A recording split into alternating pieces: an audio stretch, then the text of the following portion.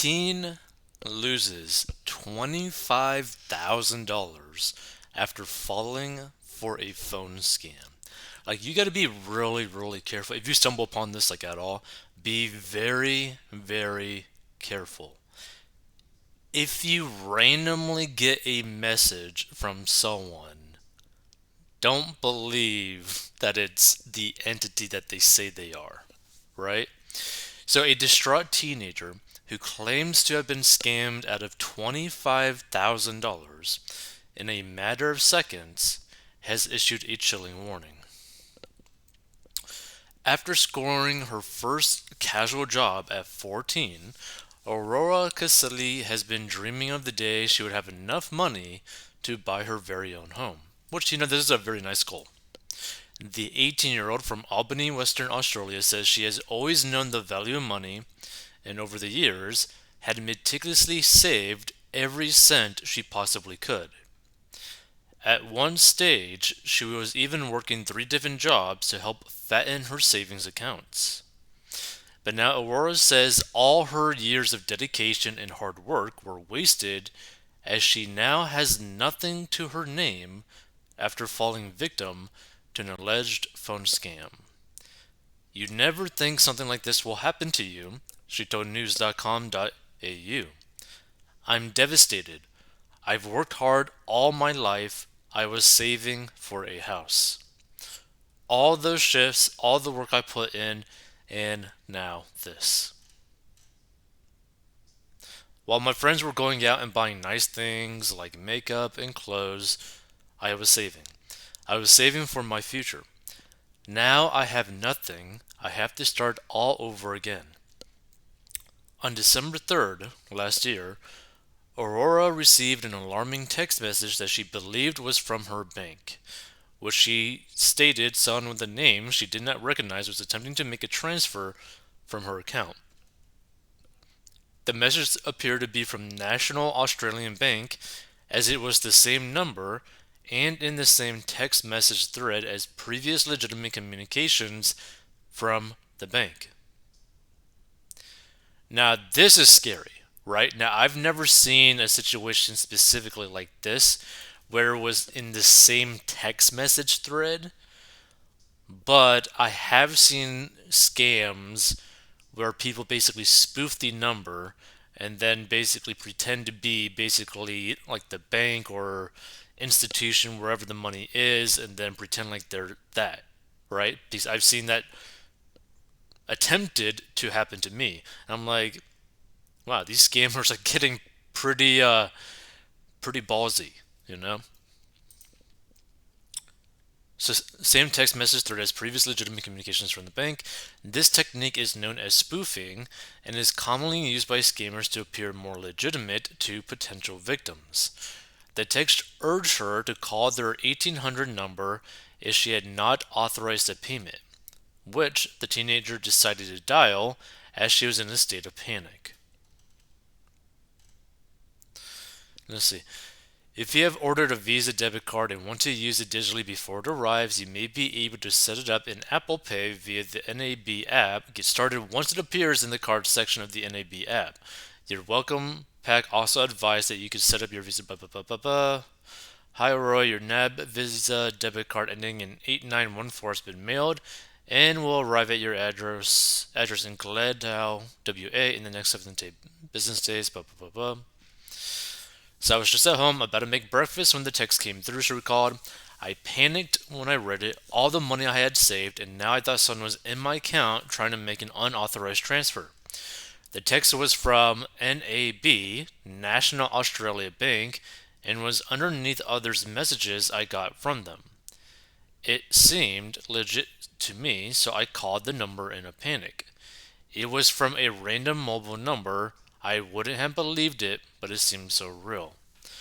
Aura explained that at the time, nothing seemed off. The text appeared to be from NAB, and when she dialed the phone number for help, she claims the music and voice prompts were identical to when she called her bank in the past.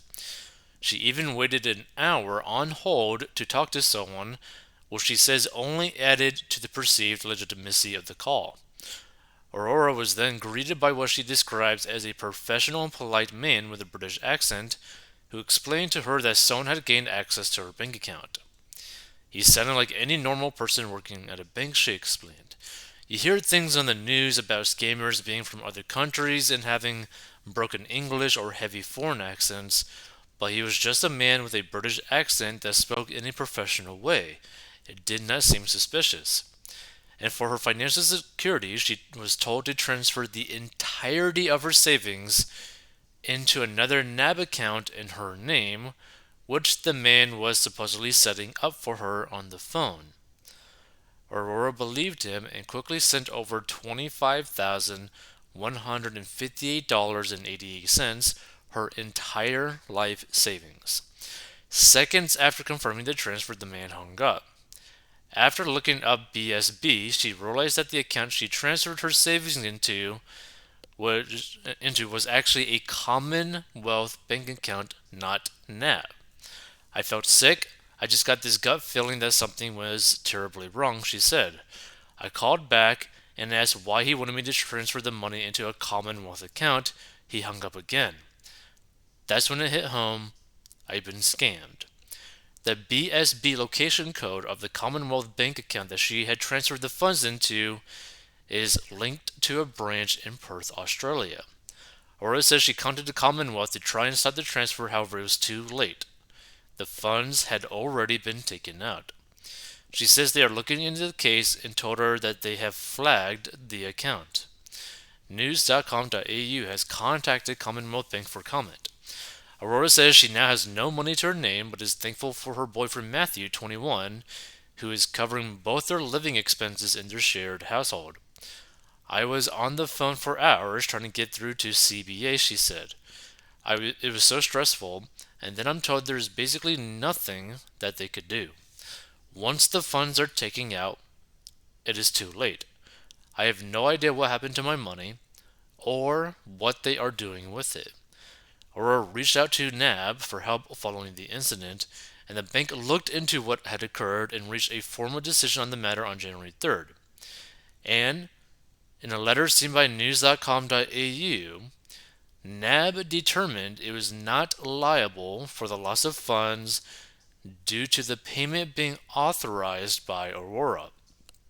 The document also stated that NAB did not consider Aurora to be a victim of a scam, as the payments were made with her normal device and there is nothing to suggest that this occurred due to a failure of the bank.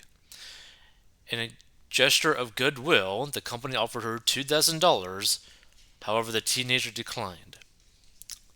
News.com.au has contacted NAB for comment. I just want to raise awareness so this doesn't happen to others, she said. If it can happen to me, it could happen to anyone. It is so scary what these scammers can do. I do think NAB should be held responsible and have more security measures in place so that their customers do not get scammed. I also think banks in general need an urgent line for people in this situation. If I hadn't been on hold for hours, maybe I could have gotten my money back. I'm honestly just heartbroken and I hope nobody else will ever have to go through this. So NAB's executive of Group Investigations and Fraud, Chris Sheehan, said the bank was unable to comment on individual cases but stressed the importance of staying vigilant and on guard against scammers.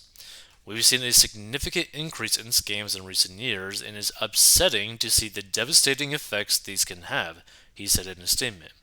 The prevalence of scams highlights they're a society-wide issue and we all have a role to play in taking action, driving education, and raising awareness. Sheehan said scammers were able to use software that makes the phone number they're calling or texting from appear on devices as belonging to official organizations such as banks, the tax office, or police.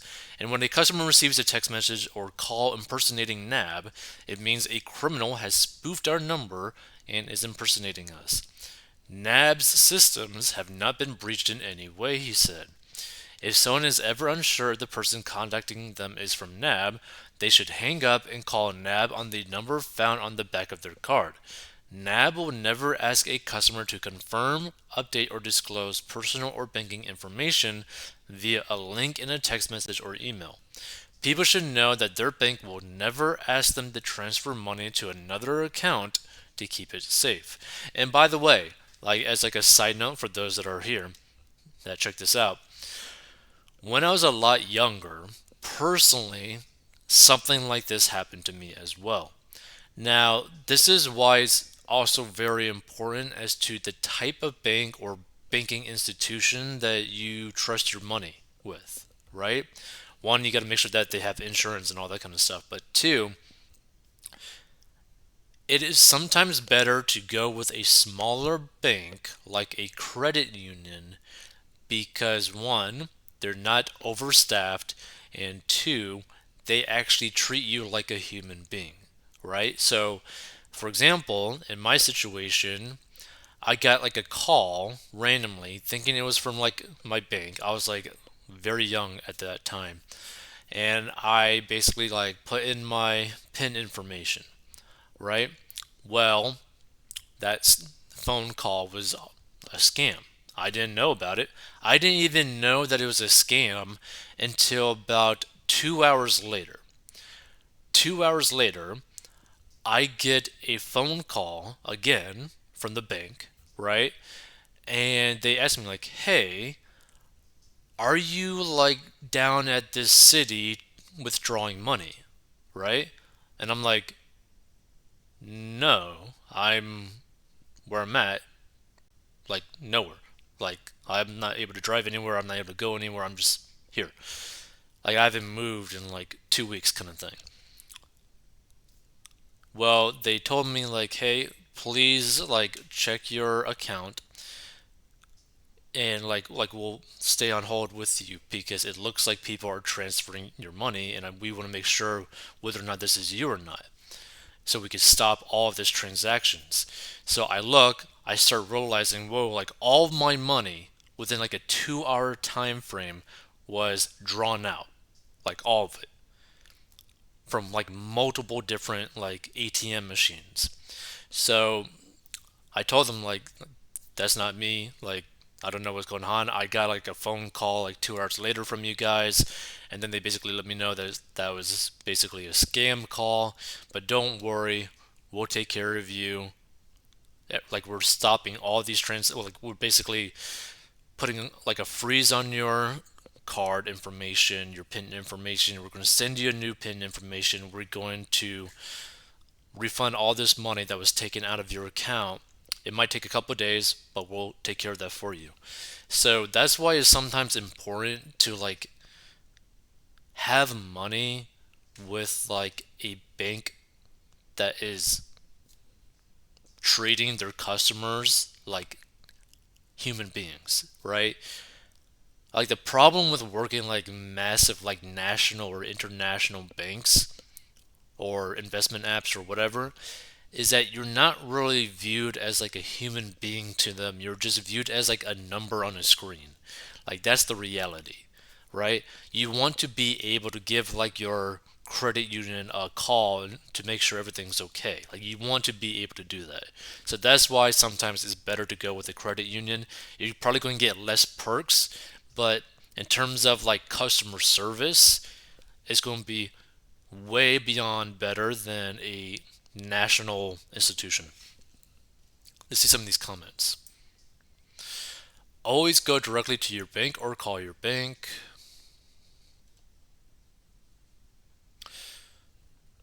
Please, everyone, educate yourselves about the staggering amounts of money stolen by these filthy thieves. Good people called scam baiters fight these crooks by shutting down their call centers and also notify victims and potential victims that they are being scammed. If my phone rings and I don't recognize the number on screen, I simply do not pick it up. If everyone did this, there would be no scammers. Never been scammed in my life because of this, and I will be 80 this year. Being a cybersecurity professional, all I can say is trust nothing and never, never respond to an unexpected text or phone call, no matter how legitimate you think it is. Never click on text links and never call the numbers provided in the text. Also, never respond to these text messages. If you're worried that the text is legitimate, always call the phone number on your bank or on your bank's website. That was a very expensive lesson to learn. Most of these scammers are overseas in places like Nigeria, Russia, and China, and there is no way to trace it back to the actual scammer. Now, what's so weird is that I'm surprised that they're not willing to do more because this is kind of a local situation. Like, it's all in Australia. So you would think that the bank would want to solve this issue because then people are going to have this like view on the bank being like, hey, so you're not going to take care of when one of your customers gets screwed? Like, that seems kind of weird, you know?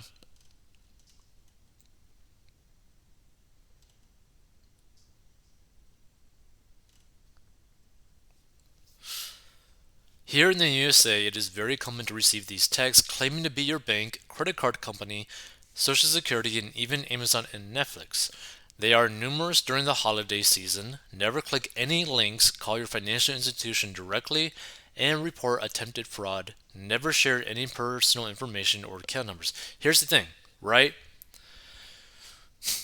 If you are not expecting a text message or phone call or email or whatever, then don't click the links in those things. Because here's the thing, you might have signed up for something, but you're expecting to receive something, right? So, like, let's say, for example, you're creating like an account or something. You physically are creating an account and you are expecting like a one time code to go to your phone. Okay, you could enter that code. But you gotta be like using common sense in this whole situation, right? It could also be the same thing like with like, oh, you are signing up to like buy something. So you're expecting a phone call to learn more about the product or whatever. Okay, if you get the call, that's a whole different thing, right? It's not like a fraud thing, but like you were expecting that call. Like, you gotta be very careful when you just randomly out of nowhere get like a text message, a phone call, whatever, by numbers that you don't even recognize, you know?